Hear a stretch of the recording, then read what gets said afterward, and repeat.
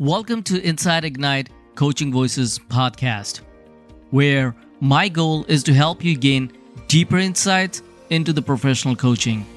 Here we bring diverse perspectives and expert insights from the world of coaching by engaging in conversation with seasoned coaches. I'm Pravin Sharma, a coach and a consultant. Welcome and thank you for joining.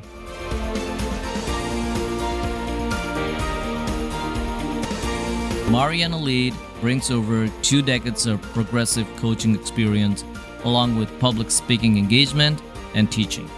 Positive Psychology magazine has recognized Marianna's coaching program as one of the best coaching training programs in the USA.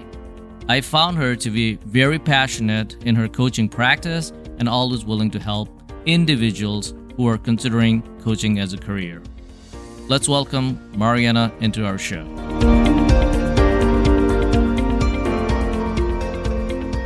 Hi, Marianna. How are you today? Hi, Pravin. Thank you so much for having me. It's a pleasure. You're the first MCC who's going to be in my show, and I'm really excited to talk about all your experiences, how you're helping people out in coaching, and what are the insights that you can throw out. I'm so pumped up just by thinking about talking to you. Well, thank you so much. I'm excited to be here as well. Great. Thank you. Let's start off with your background. Yes. So my background, I joined ICF in 2002 because I was really curious about things, psychological nature, and wanted to focus on the positive in people and how to help people moving forward. And so I joined the New York City chapter and pretty quickly became the vice president of that chapter and then twice elected president. Taught at New York University just about every single coaching course, both at master degree level and their certificate program. And then I opened up my own school in 2008. That's very exciting. I'm really happy to hear all this, that, how you started your coaching practice and how you scale your coaching business. So also very inspirational. So you said that you've been in coaching since 2002. Is that what you said? Correct. When you started in 2002, did you start, I don't know back then whether or not there was an ACC, PCC, or MCC were there. What was the initial one that you got? Yeah, it was absolutely there. At first, I got PCC, and then I got my MCC. I mean, the rules were different, but we had exams. The exams were quite different than they are now. So back then, we had to do it live. The oral exam was done live in front of 2 assessors, and you were supposed to coach one of them. And then they would provide feedback and let you know if you pass or fail through email, through writing and essay feedback. So that part was kind of similar, but the process was quite different. It's interesting to see how the industry is growing and how everything is changing. The written exam changed a lot. I mean, a lot of things changed since then. Right. Yeah, it's really evolving. So you started this journey back in 2002. What inspired you to become a coach? I was always curious about how people thought, their beliefs, their values. My background is in acting, theater. I'm a professional actress as well, and a stand-up comedian. So I had all of that, under my belt. And as an actress, it's part of your training that you are watching people. You're trying to understand the reasons behind behaviors. You're trying to get into psychology of your character, but in general, everyone who is around you, because this is usually good actors are people who are curious about psychology. That's what it's about, right? And coaching really brought that fast satisfaction in real world, where you really bring positive change quickly. I mean, it's a pretty quick thing versus actual psychology, right? So it attracted me that there is this kind of a quick gratification, but also ability to make it a profession, because just by acting, unless you make it really big, you can't make a lot of money, So I was always forced to have something else that I was doing to supplement my income. And I was thinking what else I could do. And then coaching came on the landscape, and I kind of grabbed onto it. And then when I went to the first meeting at ICF New York City chapter, because I live in New York, I immediately felt at home, because people there, they were so welcoming. The community was so amazing. And I just felt at home, and I never left. That's really interesting that you were an actress and you also did the stand-up comedian. Are you still in that business sometimes? Like, do you go No. Okay. No. All right. You should be in LA, actually. I'm in LA, so, with the acting career. But it doesn't matter. Like, I think New York is pretty big for that as well. So when you first started your coaching career, what are the key challenges that you faced at that time? Well, as you've been talking on your show, finding clients, right? After becoming a coach, there's always a question, now what? And where do I find clients? So that was very much an obstacle. But I was creative. And what happened to me, actually very interesting story. I joined every single SIG. SIG stands for Special Interest Group that New York City chapter offered at a time. And so I became part of the corporate coaching group, part of career coaching group, part of executive coaching group, and a bunch of others. And I was literally going to one meeting a week. Every single day, I was going to some meeting at night. And you know how it is when you have these meetings. These meetings were held at private homes, apartments, and you get to know people. You start networking together. People trust you. You trust them. You create alliances. And so what I noticed is that coaches who were really making money back then were mostly executive coaches.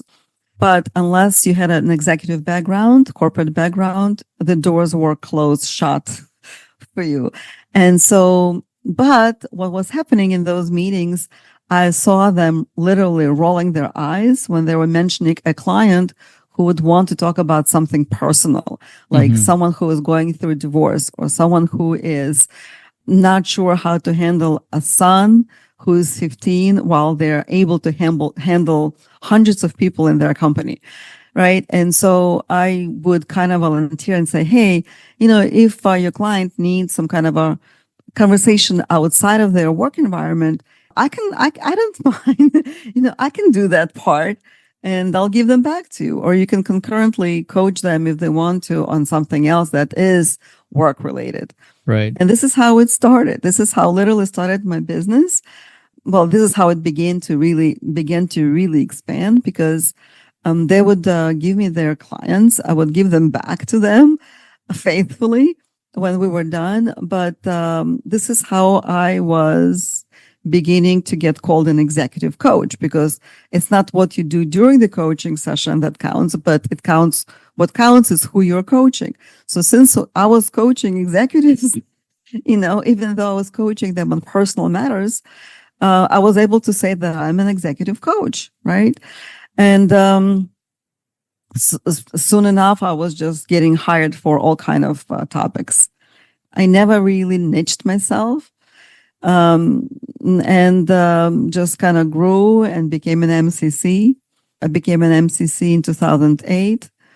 And I also got, I did get quite a few clients through teaching.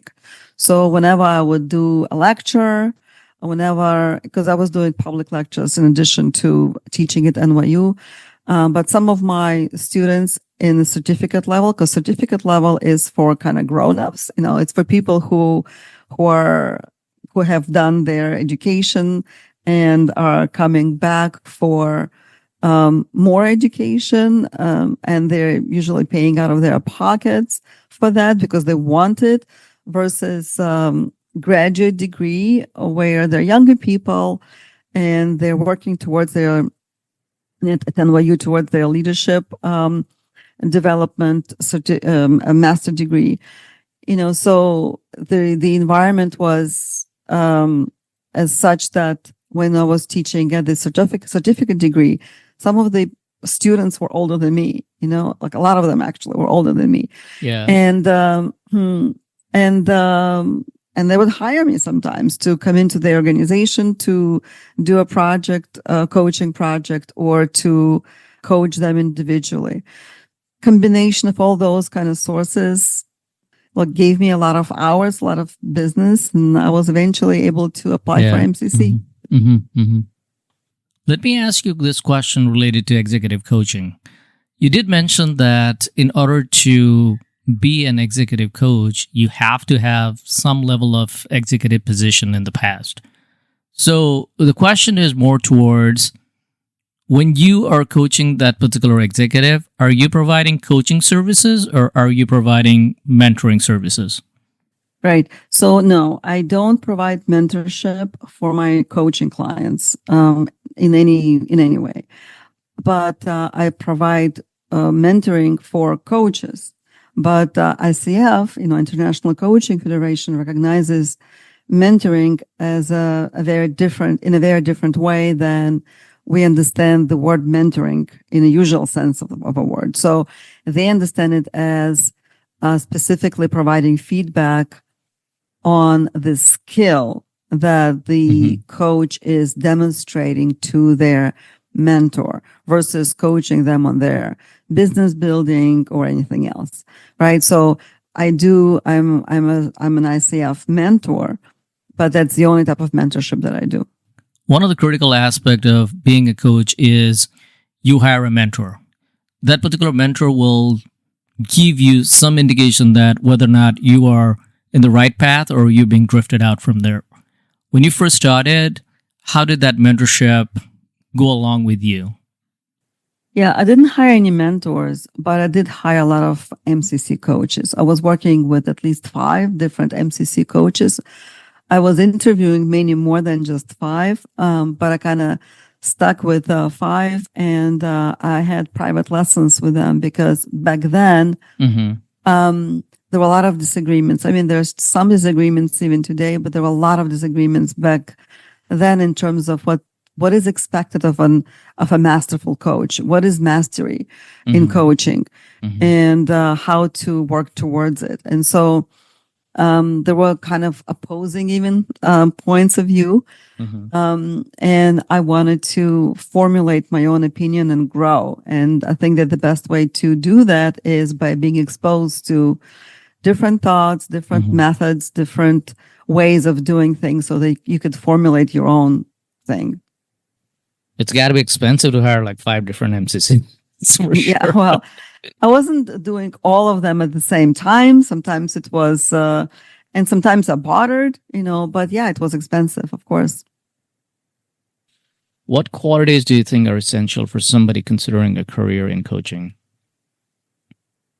I think that the first quality is curiosity, but not the type of curiosity that we normally think about, such as, who said what and what happened, but curiosity about who the person is in front of you, who that person really is, their beliefs, their, what are their beliefs, what are their strengths, how do they think, what is their, how do they, what's behind certain behaviors that they exhibit.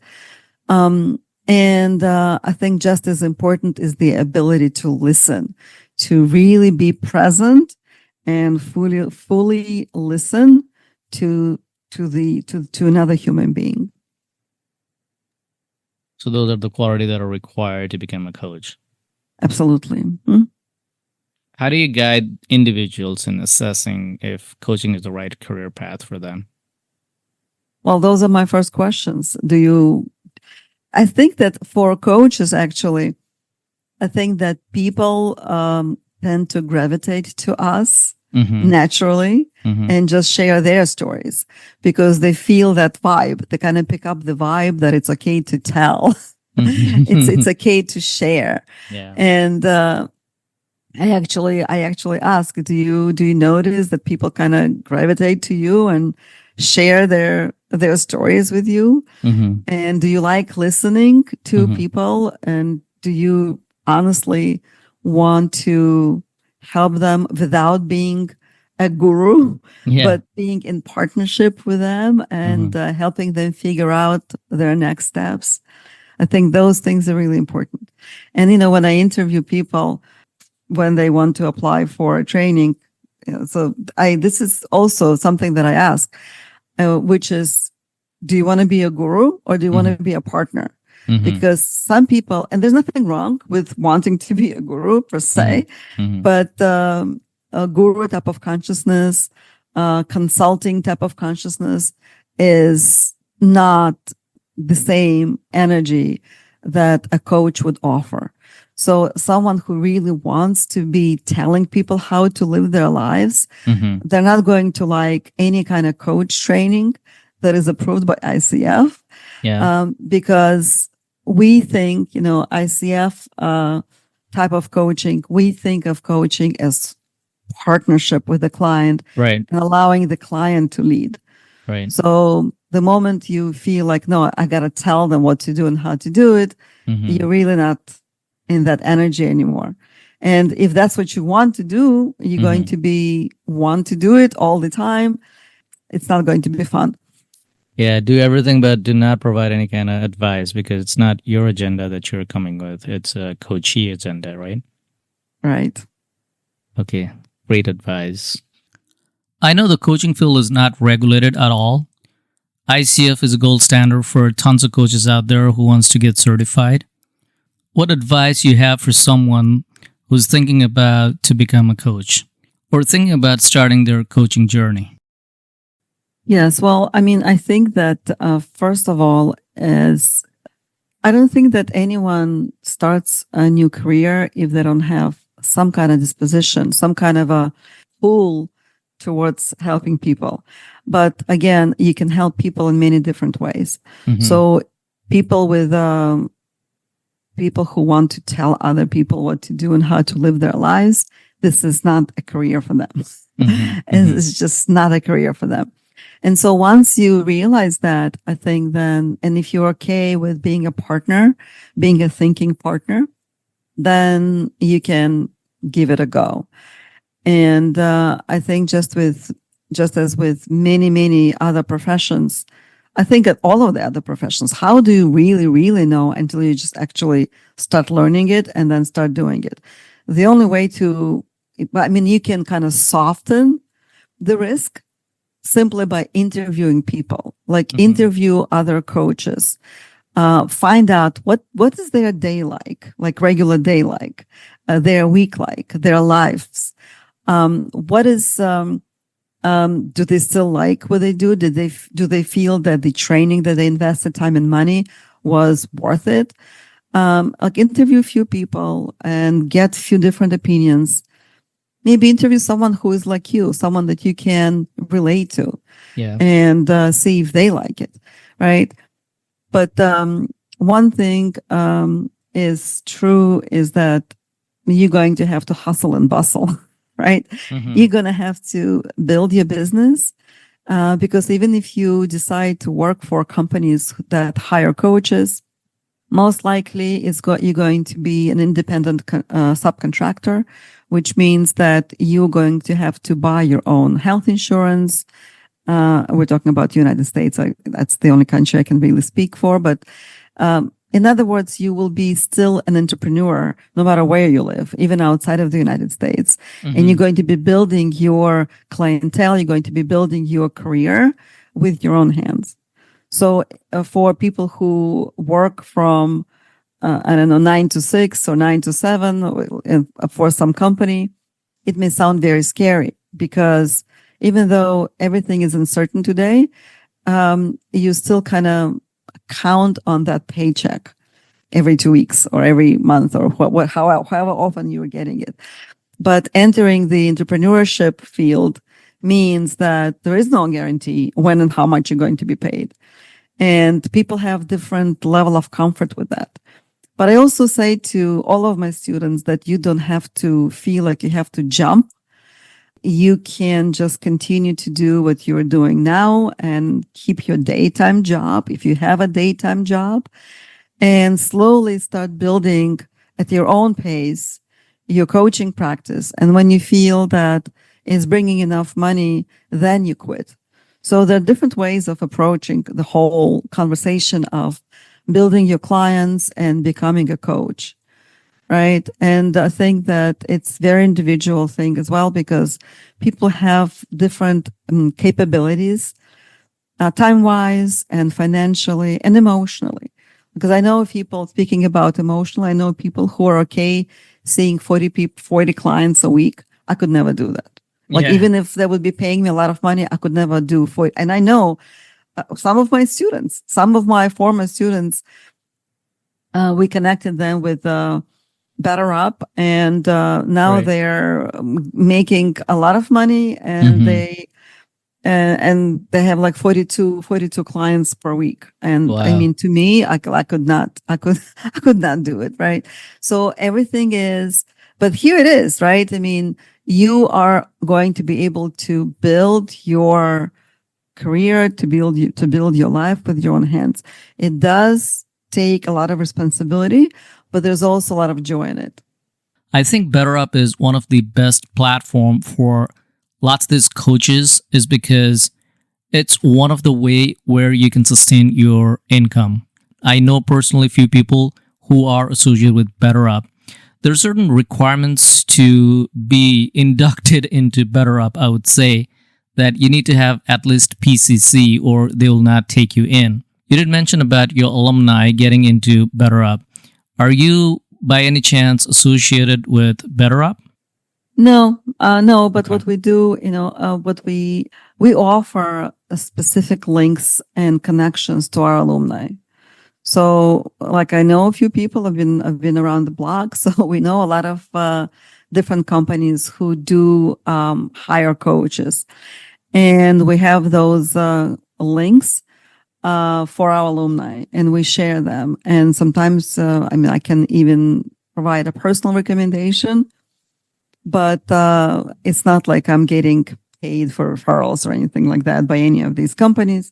Right. It's just a kind of a free service that it's not even a service. It's just my thing is that I want everyone to succeed. Yeah. I want to see every single alumni prospering and happy. This is what I want. And so when I get to know about a company that is seeking coaches, I will get in touch with the owner of that company. I will introduce my school, and I will ask specifically who they're looking for, in what regions, what languages. Trying to focus on companies that are international, because we've been online since day one. And so our alumni are literally everywhere on the globe. Mm-hmm. And so I want to know where they're looking for coaches. Is it only online, or is it also in some specific geographical place?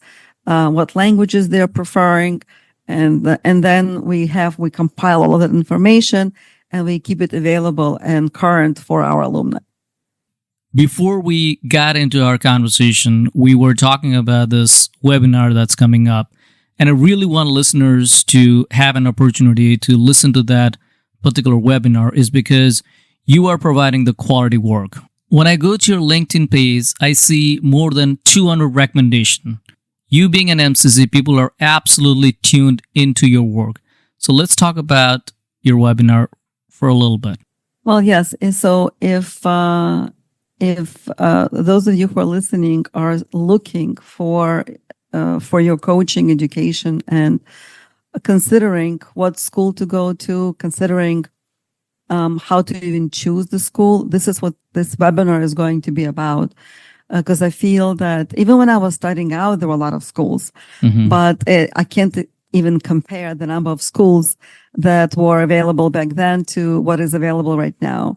And when you go to, even if we are just speaking about ICF-approved schools, because when you go to their website and look at the schools, they're in alphabetical order in there. And there are like lots and lots of them. Yeah. And so, and I know it's like going to a perfume store. Once you start smelling perfumes, you like this one and you like that one. And then after a while, your sense of smell isn't even there any longer for you. You know, Right. everything begins to smell the same, right? So you get overwhelmed and you're not sure what to choose, and you don't have your priorities in terms of how to choose the school. So we're going to be talking about all of that: how to choose the school, how to stay focused, how to understand what you need, and what are the main differences, and what questions to ask, because a lot of things are not what they seem. Like, for instance, you may see the price tag, and then that price may not include everything that you think that it does include. Right. And so all of these things are important to know upfront. Like, another example is that most people don't think about asking who their teacher is going to be, and even less so to ask to speak with their future teacher to understand if there is a synergy, or to at least look them up on LinkedIn and to see if they have any recommendations, what other people are, what their former students say about them, and things of that nature. So, but I'm going to go into detail about all of those things, what to ask, how to become clear, and how decide out of that ocean of choices on a school that is right for you. Yeah, so I think it's important to make that conscious decision while picking up the right school for your career path. What are the common misconceptions about coaching profession that you have encountered throughout your journey? Well, I mean, actually, I co-wrote a book. It came out last year. It's called Me, My Brand, and Why. And it's available on Amazon. And I talk at length there about all of these misconceptions that are produced by media. Because if you look at how we are portrayed by media, then you would definitely think that having a niche is absolutely necessary, because there's a marketing coach, there is a business coach, there's a life coach, and so on and so forth, right? But in reality, and if you look at ICF qualifications, you're not going to find anything like that. You're not going to find ICF niching the coaching skills, right? Because to get when you were applying for your ACC, ICF was looking at your at the quality that you provide to your clients. They don't even ask us when we apply for our credentials with them what type of coaching we are offering in terms of a niche, right? We're not even asked what topics we cover, because the skills that you are learning and the skills that you are taught by all of the ICF-approved schools are applicable to any niche, really. And however, the schools are the ones who are also producing these type of certificates. The schools are producing niche-related certificates, right? And so that, I think, creates a little bit more confusion. Yeah. For people in terms of how do I pick my school, because I want to be called this and I want to be called that. But most people don't even know what their niche is going to be when they're just entering the field of coaching. How can you possibly know if you haven't really done it yet, right? So that creates an added an added layer of confusion. Yeah. And not knowing what type of training to actually choose. So I think that's the misconception. Misconception is that, I need to really find a coach that is specific to the topic that I Yeah. want to be coached on. Right. But no, if you are trained as a good coach, then you should be able to coach people on any topic, right? Definitely. We've come towards the end of our show. If you could send me those webinar link that you talked about earlier, I'd be able to post that out into our website. So thank you for your time. Have a great day. Thank you very much, Robin, for having me on the show. I had a lot of fun. That was Marianna Lead, MCC, I was talking to. If you'd like to get in touch with her, you can send her an email at admin@goalimagery.com. It's ADMIN at GOALIMAGERY.com.